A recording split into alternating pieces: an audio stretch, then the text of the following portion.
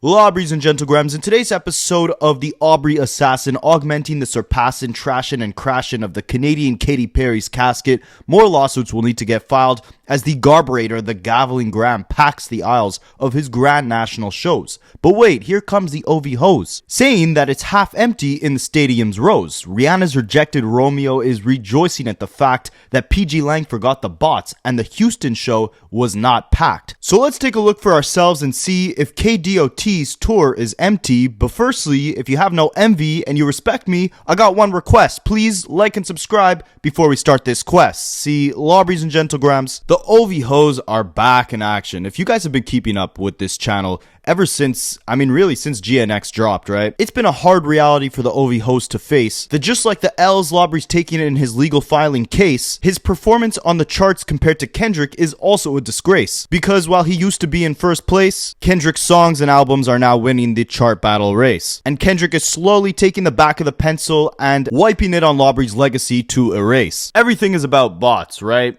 Kendrick goes number one with GNX. It was the bots that bought the album. Kendrick goes number one with Not Like Us, surpassing all the diss songs Drake released. It was a bunch of fake streams. It was bots. Lobry takes that part out of his lawsuit, the fake stream claims, and Nokia starts to rise on the charts with UMG investing money into the song to promote it, even though the courthouse Karen conspiracy theorists had said that UMG was trying to blackball Drake. And then the excuse was, when you look on Spotify, you couldn't find Drake's names, or Kendrick's songs would pop up when you searched for Drake, or Kendrick was receiving payola and getting abused on the radio. Then Lobry went to hide in Australia on his Anita Max Win tour, and they were selling tickets for as low as $27, but couldn't even sell it out, so Lobry had to cancel like 3 shows of that tour. He came back to Canada to do some streams with Adin Ross. On those streams, he was talking about how Kendrick Lamar was botting all his songs. And now Kendrick is one of the first rappers to ever do a stadium tour, doing one before La Brianna, the Marilyn Monroe V Ho. And the OV hoers, the Pinocchio nose growers, are saying that the tour cannot sell out. Matter of fact, they're not just saying it, they're concocting fake TMZ articles to try to paint the narrative that the show could not sell enough tickets, so they had to cancel it. You can't make this stuff up, right? Like, Drake literally just canceled his tour, likely due to low ticket sales in Australia. And now you got his courthouse Karen minions trying to make up the same rumors for Kendrick's show. So they posted this article saying, Houston show canceled amid embarrassing rumors. Things are looking rocky for Kendrick's GNX tour after officials at RNG Stadium abruptly canceled his upcoming show, citing low ticket sales as the breaking point. But the cancellation is just the tip of the iceberg. Rumors are flooding social media that the entire tour may be in jeopardy, with insiders claiming some previous shows were so underattended that staff were ordered to cut the lights mid-performance just to conceal rows of empty seats, basically hiding the rows that were completely empty because they couldn't sell them out, blocking them out so that people couldn't see there was no one in the crowd. One attendee described a bizarre moment during a recent show. The crowd was dead quiet, and suddenly the pre-recorded laugh track cut off, and it was just silence. That awkward moment allegedly led to a mishap on stage when a backup dancer accidentally dropped SZA, blaming the incident on not being able to adjust for her weight in the dark. Oh wow, this just sounds like an absolute disaster, right? This is a big W for Drake. Now, organizers are in full damage control mode. Sources say safety concerns and disappointing turnout are pushing the team to reconsider the future of the entire GNX tour. We're evaluating the risks, one insider said. Low attendance is one thing, but it's starting to get dangerous. Damn, bro, Drake, it's looking like, you're finally back on top, man. You're finally winning this thing, right? Kendrick tried to do what you do. He tried to be the numbers guy. He tried to sell out these massive stadiums. Look how it's going for him. It's going absolutely awful. And to make things worse, you even had Kanye West, who has been coming out with very accurate, very logical takes lately, saying some really accurate things about Kendrick Lamar as well. And it's okay. I ain't got nothing against Kendrick. That man can't rap, bro. That man got one bar, bro. He ain't got one bar. He is Virgil. He's a sweet kid. All of y'all is lost. And they wanted y'all to get lost because they wanted y'all to lose me and me to lose y'all. But I ain't lost y'all. Because if I lost y'all, you wouldn't be watching me right now. So things must not be looking too good for Kendrick, right? This is looking really dark, right? He might have to cancel his tour, the low ticket sales, Kanye saying he can't rap. It's not like Kendrick has ghost wrote for Kanye in the past, right? You guys ever heard that reference track for All Day? Yeah, it's not like Kendrick wrote all the bars for that, but I think it might be time for Kendrick to retire, man. Like, these are too big of L's to ever come back from, especially Kanye, of all people, saying stuff like this. So things aren't looking too good for Kendrick, right? And leading up to this Houston show that wasn't very sold out, right? Didn't really sell too many tickets. You had DJ Big Mac of Akademiks talking about, he heard, and it could be because of Drake. It could be because Drake just got a new residence, a new compound out in Houston to throw all those OV-Ho parties. Maybe that's why this tour wasn't selling out too much for Kendrick, right? Because Houston has a lot more love for Drake than they got for K-Dot. Now, some people, I think the show is sold out. I think most of the shows have sold pretty decent. Someone informed me that Houston didn't sell that well. I don't know if that has any correlation to Drake or nothing like that. But apparently that's like the only show that looks kind of a little empty. But we don't know. We'll see when it gets there. You know what I mean? But tonight's show, where was tonight's show at? Now, all right, things may not be looking too good for that Houston show. But what about the one he did the night before, right? Because that was allegedly sold out, right? Well, Big Mac and Akademiks took a look at the crowd at, the first night of the GNX tour. And this is what he had to say about it. And by the way, yes, this do look packed. Gotta be honest. We not lying now, okay? Ooh, that's a good look. This is a good look right here. Now we're gonna get official capacity numbers, so we're gonna get the total count of how many people are in these arenas, or not arenas, but stadiums, and we'll get that probably at some point with touring data.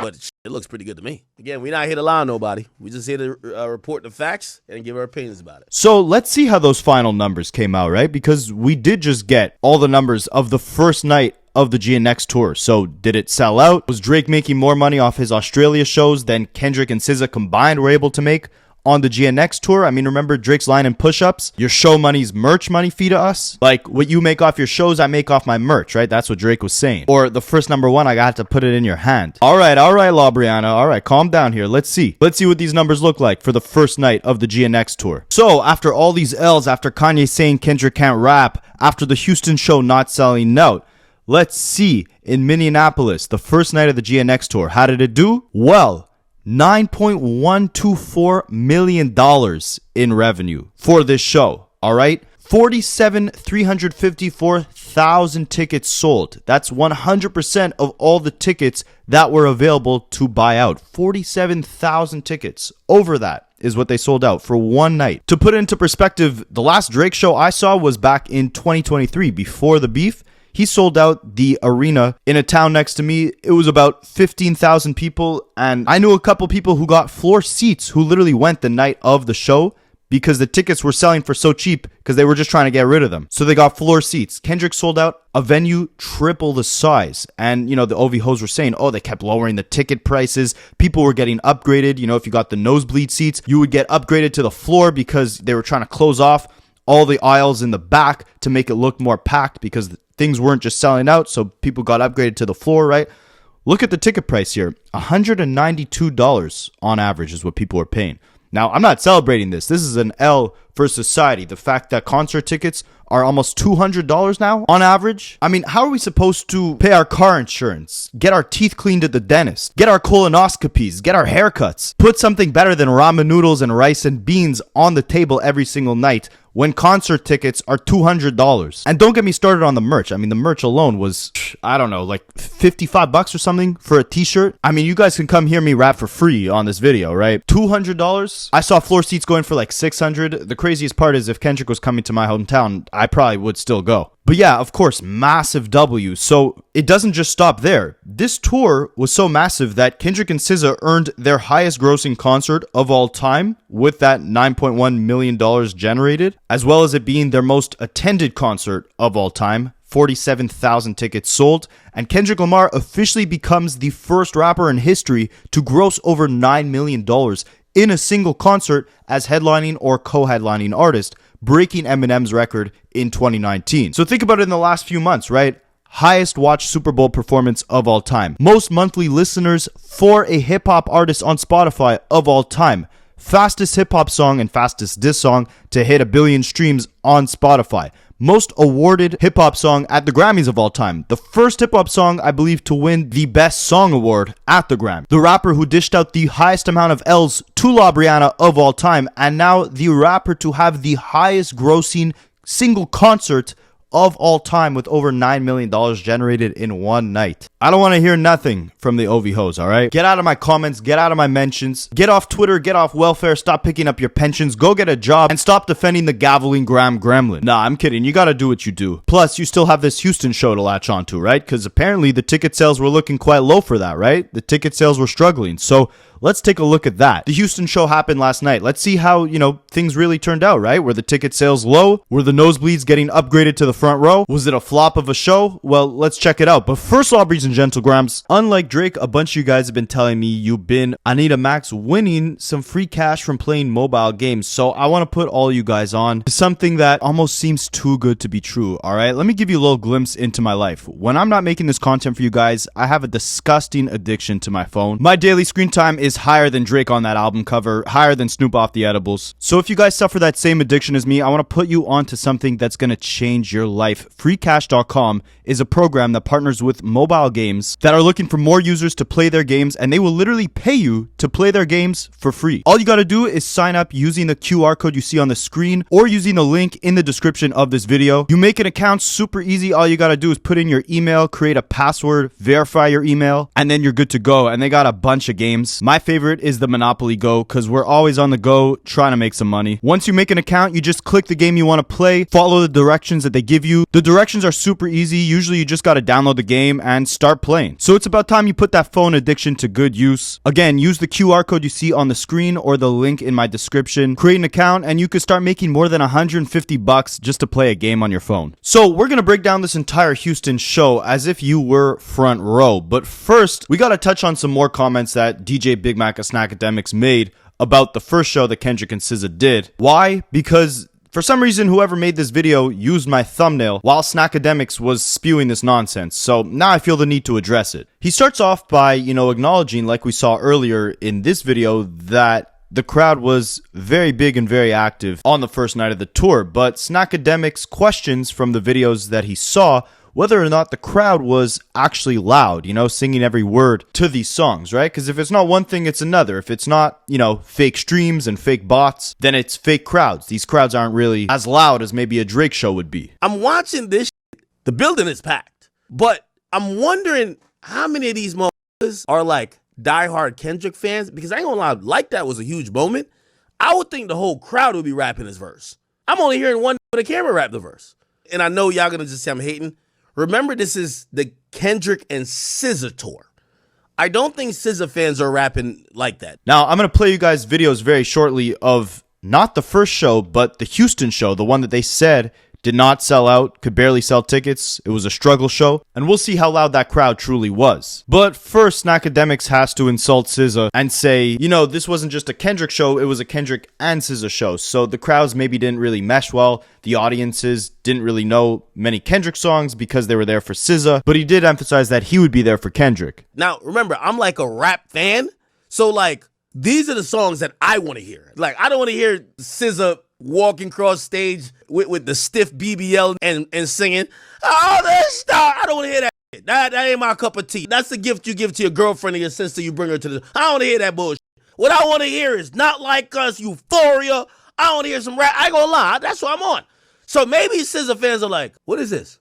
I don't know. Now, when they first announced this tour, I gotta admit, I kind of thought a similar thing, right? I thought, Kendrick would be much better suited doing a tour with another rapper, right? Or, you just featured all these local rappers on GNX, bring them all out on tour, make it a very hip-hop, LA-themed show. But of course, then we got all these different SZA and Kendrick collabs, right? Gloria, Luther, 30 for 30, All the Stars, and you'll see later in this video, their chemistry is impeccable. So I was very wrong in that, first questioning that I had, right? Because it's actually a great combination. The R&B mixed with the hip-hop going back and forth, because it's not just like Kendrick does a set and then SZA does her set.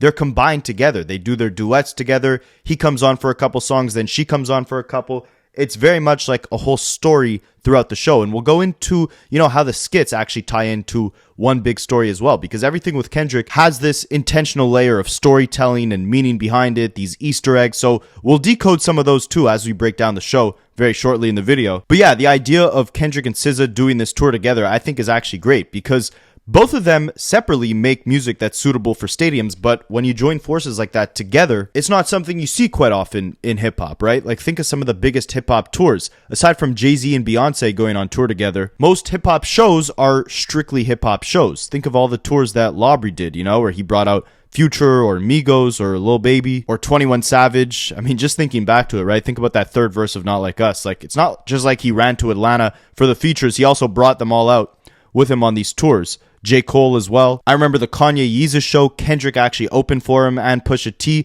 You never really see, a rapper co-headlining a tour with an R&B singer, at least from my memory or the shows that I've seen. So I think this was very innovative, especially with all the collabs that they have. But yeah, to finish off this clip of Akademiks that they used my thumbnail for, he then goes on to get mad at his audience for making fun of him that he knows all the words to Kendrick songs. Because if you guys don't remember, when Spotify Wrapped at the end of 2024 came around, DJ Akademiks actually accidentally exposed that Not Like Us was his most listened to song of the year. Think about all the Drake glazing he does. Think about all the hating he does on Kendrick trying to tear him down. It was Not Like Us and Euphoria that were his top two most listened to songs, above any of the other Drake diss tracks or any Drake diss song in general. And I mean, he gets defensive in this clip I'm about to show you, but it's like, what the heck do you think, right? You've been discrediting this guy for so long, even, right now, discrediting him, trying to make it seem like the crowds at his shows are dead. The Houston show is barely selling, like this thing is a flop, right? Like, he's still trying to paint the narrative that Kendrick is not who he is, right? So obviously when you get exposed for listening to Kendrick behind the scenes in the closet, people are going to make fun of you for it. Why are y'all so shocked that I know the words? I know every word to Euphoria. I know every word to Not Like Us. I know every word to TaylorMade. I know every word to Push-Ups. I know every word to Family Man. I'm a rap fan! The f*** are you talking about? Oh my God, you can't even hide that you know the words. That's one of the biggest moments of my life too. What are you talking about? Your Fruit Jams in the chat. What up? But anyways, let's take a look at this Houston show, right? The show that the OV hoes were saying did not sell out. It was struggling to sell tickets. They had to move people up to the front row, block off all the back rows. Half the stadium was not filled out. Let's take a look at this crowd right here. I mean, that looks like it's pretty full of robots to me, right? A lot of K-bots in that crowd. Most definitely. UMG definitely had the bots out on that one. Here's another look when he performed Whacked Out Murals.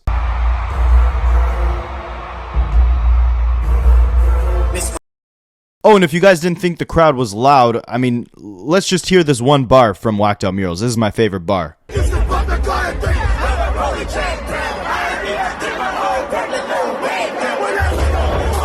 I mean, does that not sound loud enough to you? We could go louder. We could definitely go louder. How about Not Like Us? You guys want to see Not Like Us?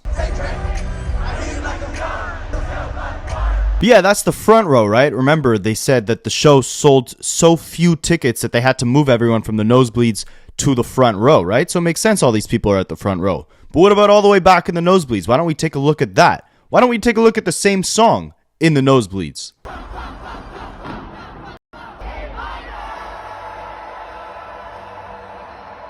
I think that sounds loud enough, right? And look how far these people are here. I mean, that's farther than the distance Drake is from his last win. That's farther than the distance between Drake and Kendrick on the charts. That is a very far seat from the stage. And you could see all these rumors were BS, right? Look how full this stadium is. I mean, after all that yapping and capping, look what ended up selling out. Would you look at that? April 23rd in Houston. Tickets are sold out now. Check back soon. There's no checking back out. We're going to get the official numbers, but this show was most definitely sold out in the end. After all the rumors, after everyone saying this show could not sell tickets, look what ended up happening, right? And it's not to say that this necessarily matters, right? They're doing stadiums. They're doing 45,000 plus people venues. So if they only sold 30,000 tickets, that still means they packed out a crowd of 30,000 people. That's more than Labrie does at his shows. That's more than any other rapper, except for maybe Eminem or Jay-Z or Travis or Kanye West, would do in a stadium. I mean, forget Kanye West. Maybe he could go sell out a show in, I believe he's doing shows in China now. But yeah, if you're talking the USA, ain't no way no one's selling out as many tickets as Kendrick Lamar is right here. right? And I can't wait to see the show in Toronto. That's going to be crazy. He's doing 2 back-to-back nights in a 45,000 person stadium. Wait for the outburst from the OV hoes once those shows come around. And hey, just for a little extra validation, look at more shots of this sold out show.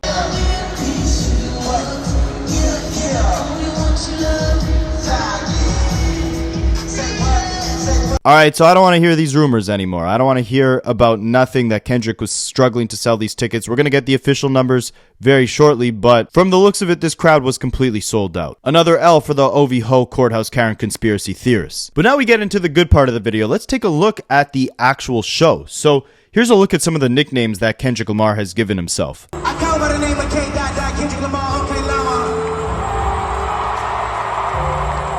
Mr. Morale, GNX. And it feels good to be home right here in Houston, you know.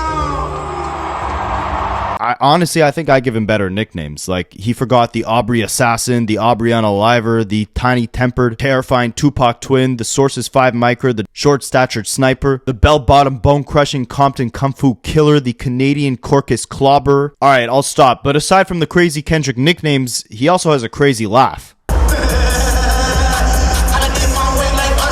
Let's take a look at some of the actual performance, right? I mean, I can't play much here because I'll get copyrighted, but I'm going to try to throw in the best videos I can and as much as I could. Here's a clip of Kendrick doing an a cappella of swimming pools. This song still goes off 12 years later as if it just came out yesterday. I had a go around some people living their life in bottle, randomly have the golden glass, back door giving their issue. Some people like the way it feels, some people want to fit in with the popular, that was my problem. I was in the dark room, loud talk, I heard the crowd go, changing my opinion. Directly on the beat, took a sip, On a side note, I love the outfits he has going on this tour. I mean, I wish you put some of this stuff on sale as the merch instead of the actual merch that we got. That camo beanie goes crazy. And I saw some people saying, you know, especially with the X chain, obviously he's paying homage to DMX, right? And DMX wore a very similar outfit in that famous Breakfast Club interview where he was talking about Drake, saying, I hate everything about Drake. I hate his face. I hate the way he walks, the way he talks. And then obviously Kendrick sampled that on Euphoria. So again, everything is intentional here. Also, again, if you were questioning the chemistry that SZA and Kendrick have, I think it's pretty good.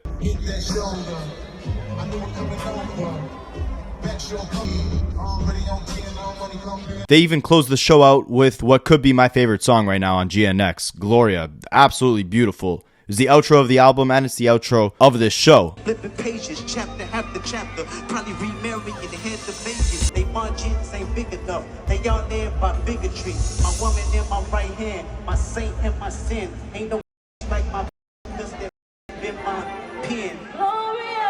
And the vocals on SZA, I mean, it's just beautiful. I actually wish she did more of like the backing vocals for some of the Kendrick songs that he performed on this tour, especially when he sampled Anita Baker, where he did, you know, Mad City on the Sweet Love instrumental. Like, get SZA in there to harmonize a bit. I showed you guys in my last video, she did the vocals on Kendrick's song Love when he performed that on this tour. I think she should have done that a lot more throughout the different songs. You also had some really dope transitions throughout some of the different Kendrick songs.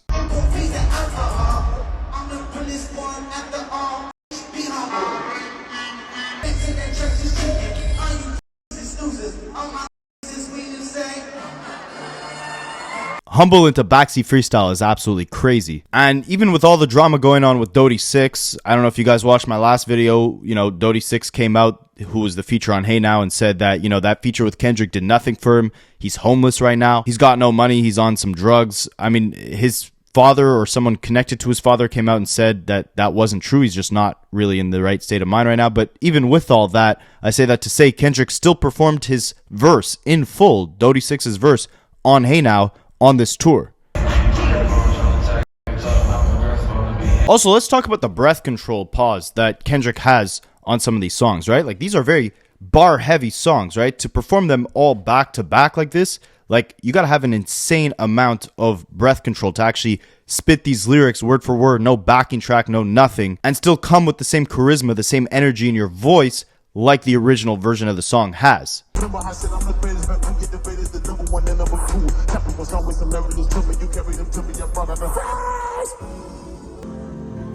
I gotta see if we rocking on this side. I saw someone say that they think Kendrick Lamar forgot that this song wasn't actually on GNX because he keeps performing it everywhere he goes, but he hasn't actually released it, which is insane to me, right? And I love how he added in that extra part. He did it at the Super Bowl too, where he rapped, you know, you remember when they debated who was the number 1 and the number 2. The topic was always hilarious to me. You brought him out to me. I brought out and then he makes that crazy noise at the end. He's basically saying, like, remember when you guys used to debate, you know, who was actually top 2? Remember Family Ties when he said smoking on your top 5? And Drake said, you know, I used to say top 5, but I'm top 2 and I'm not 2, right? Kendrick here is saying, remember when we used to debate that? Like, who was really in that top 5? I brought out the broom, I smoked them all, right? I made the born sinner ask me for forgiveness. J. Cole was apologizing. Drake, well, we know what happened to Labry. But yeah, that conversation is pretty much done with, right? RIP to the big 3. It makes me wonder if we'll ever actually get the full version of that, you know, Bodies or Tiramisu record, whatever you guys want to call it. We also got a better look at some of the skits, and I'm going to touch on the skits shortly, but here, take a look at this one that leads into Euphoria. Love and hate are both fueled by the same thing. Let's try it. What? Let's ask the cookie. Is this love or is this hate? I'm not asking that fortune cookie nothing. What, you don't with the fortune? No. Well, I'm curious.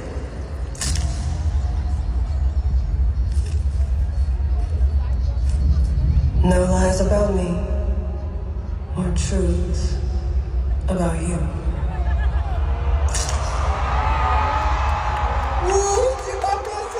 So I thought this was interesting, right? His love interest, I guess you could call her in this skit, talking about, you know, how love and hate, they're both fueled by the same thing. Think about the bars in so many Kendrick songs recently, right? In the new Playboi Carti song, he talked about, like, the hate get realer, the love get fake, but when you this great, that's how you should like it. On Whacked Out Murals, he talked about the love and hate is definite without a cure, where he's discussing how, you know, he got this mural painted of him in his city and someone went and whacked it out, right? It's like, you're going to get the love is going to be strong, but with that comes the hate as well. And in this skit, they're saying they're both fueled by the same thing. And then you get them opening up this fortune cookie as they're sitting in a GNX, and the fortune says, no lies about me, no truths about you. And then it leads obviously into Euphoria, where Kendrick warned Drake, don't tell no lies about me, I won't tell truths about you. And I mean, I got to get a better look at all the skits throughout this show, but they definitely kind of play a sequential role one into the other. On the last video I did breaking down the first show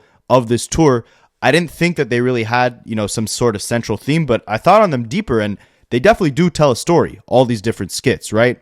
It starts off with Whacked Out Murals, the beginning of the show, where you see this kind of entrance clip of the GNX, the car, and then, you know, that's actually used as a prop within the show. Kendrick is performing on top of the GNX, and then you get all these different skits of Kendrick in the GNX, right? In the skit I just showed you guys, he's there with that love interest where they're reading the fortune cookie, discussing how, you know, love and hate are both fueled by the same thing. It's the same emotion, and it can lead you to, you know, spreading lies and trying to gain truth. The battle between love and hate and truth and lies. Then you get another skit of Kendrick and SZA in the GNX pulling up to a gas station where they're arguing about SZA's order, I believe, at the gas station. And then you get some skits of both Kendrick and SZA in a legal deposition. Now, what that is like, if you're involved in some sort of criminal or civil case, if there's a lawsuit against you, whatever the case may be, the side that's against you might actually have to interview you, right? And question you and try to get information out of you. Of course, this is a callback to the fact that Labry is now suing over Not Like Us, right? This is in reference to that whole lawsuit. But I say the skits lead in some sort of sequential order because it's both Kendrick and SZA getting deposed. Both of them in an earlier skit are in the GNX posted up at a gas station. There's the one of Kendrick in the GNX as well, talking about love and hate, opening up that fortune cookie, which says no lies about me, no truths about you.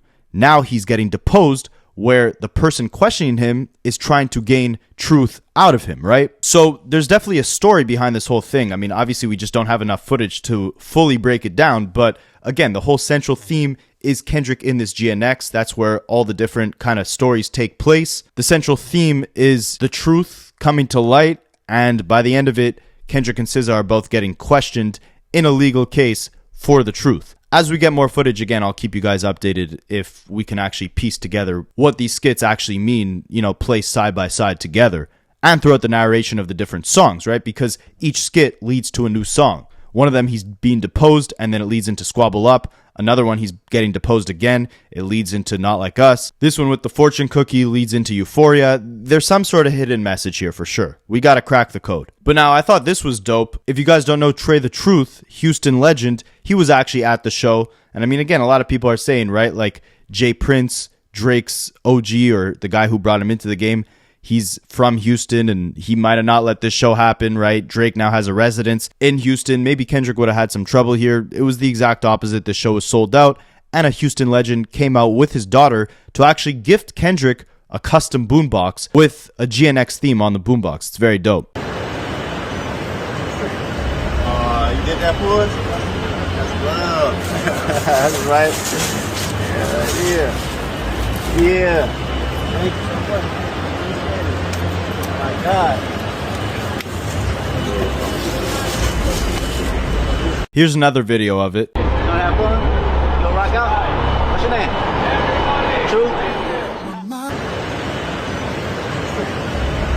You did that for us? That's love. That's right. Yeah. Thank you so much. My God.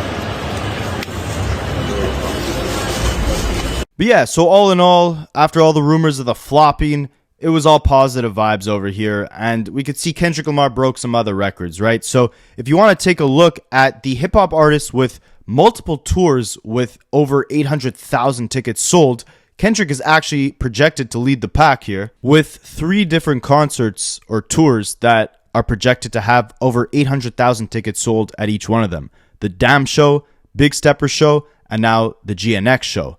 Labrie has 2 shows, Travis also has 2 shows that accomplish this, and Jay-Z as well. And this is pretty massive, right? Because imagine each ticket on average is going for around $100, which we saw on the GNX tour, it's going for almost double that, $195. But imagine $100, that means each of these tours are grossing $80 million each. Absolutely insane numbers. Also remember the bars, Kendrick just opened his mouth, so I'm gonna go hand him my Grammy right now.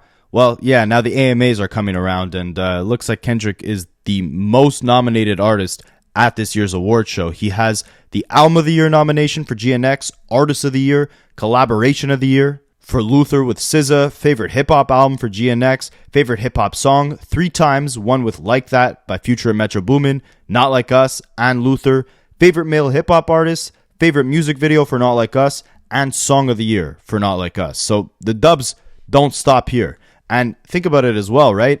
GNX was released after the cutoff date for nominees for the Grammys for 2024. The 2025 Grammys, which actually take place in 2026, are rolling around. Kendrick could beat Jay-Z's record to become the most awarded artist or hip-hop artist in Grammys history if GNX continues to rack up Grammy Awards at next year's Grammys. And think about if he drops a second album on top of that too, right? The W's are not stopping. I'm telling you, the victory lap is not stopping. Listen to DJ Head when he said that this next 4 years are going to be very rough for anyone who is not a Kendrick Lamar fan. And I thought this was interesting too, just to take it back to the days of the beef, which we're now approaching the 1-year anniversary of that night that, they dropped 30 minutes in between each other, Family Matters and Meet the Grams.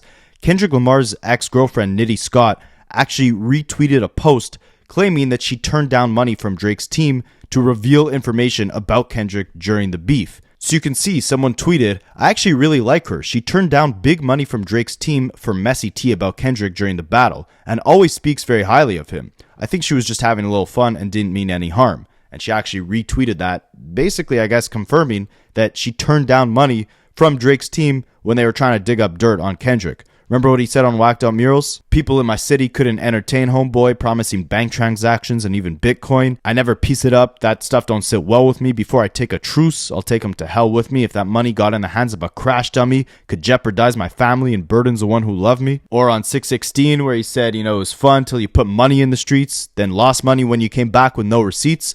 He was telling the truth this whole time, right? Don't tell no lies about me. I won't tell truths about you. Drake was really out here trying to dig for dirt on Kendrick, and he should have followed his own lyrics, right? You're digging for dirt, should be digging for proof. Drake was doing exactly that.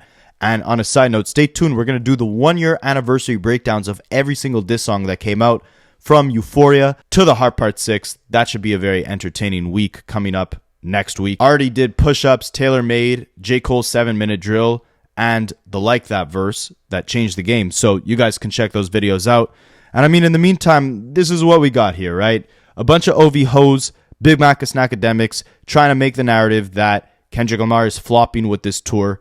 In the end, he just had the highest grossing show out of any rapper in history. And it's looking like Houston might have been as successful. Let me know if you guys are going to the show. It's crazy because the closest stop they're doing to me is their 2 stops in Toronto. I'm like 6-7 hour drive away from there. And I know those are going to be 2 of the most legendary nights on this tour, right? Like to witness Kendrick do Not Like Us and Euphoria in the Rogers Stadium in Drake's hometown, in the stadium that he hosts the OVO Fest in every single year, and to do it in the summer when the weather's like perfect and everything, like that is going to be an absolutely insane show. So I'm going to do my best to try to catch that one. But unfortunately, again, I live in Canada. I have too many friends who are OV hoes. The one time I saw Kendrick live was at a festival near my hometown where there was this house music artist that was playing at the same time as Kendrick on a different stage. And all my friends wanted to go see the house music artist. One of my friends was so drunk I had to literally convince him that everyone was staying at the Kendrick set just so I had someone to watch the set with me. And he finally realized that everyone was actually at the house music set. But by then he was enjoying the show too much from Kendrick to actually leave. And it was interesting because it was a festival, but he brought like his Mr. Morale's tour to that festival. So that was an insane show to see. Like the backup dancers, the visuals, everything that he did. It was like a theater performance. So I would definitely want to see Kendrick double back on this tour, especially since now he has so many more bangers under his belt, right? All the diss tracks, every song on GNX is basically a banger, right? The visuals look absolutely insane. And the craziest part is like Kendrick got off TDE. You know, Drake was making fun of him on Push-Ups for his contract agreements and everything, right? Now he's in this lawsuit begging to see Kendrick Lamar's contracts. He actually admits in the lawsuit that Kendrick left TDE, started his own PG Lang, and he actually owns the masters to all his music after Mr. Morale and the Big Steppers. So that means all the diss songs, GNX, everything, Kendrick Lamar owns that directly. So you see him doing this GNX show. You see him performing all these GNX songs, even on the Super Bowl stage, right? And then all of them get a massive boost in streams. That is directly money going into Kendrick Lamar's pocket, right? So Dodie 6 can probably learn a lesson from that. Any artist could, any hustler could, right? When it's your moment, you take the ball and you run. You don't fumble it. And I think that's a pretty good way to leave this video off. So let me know what you guys think, and I will catch you in the next one.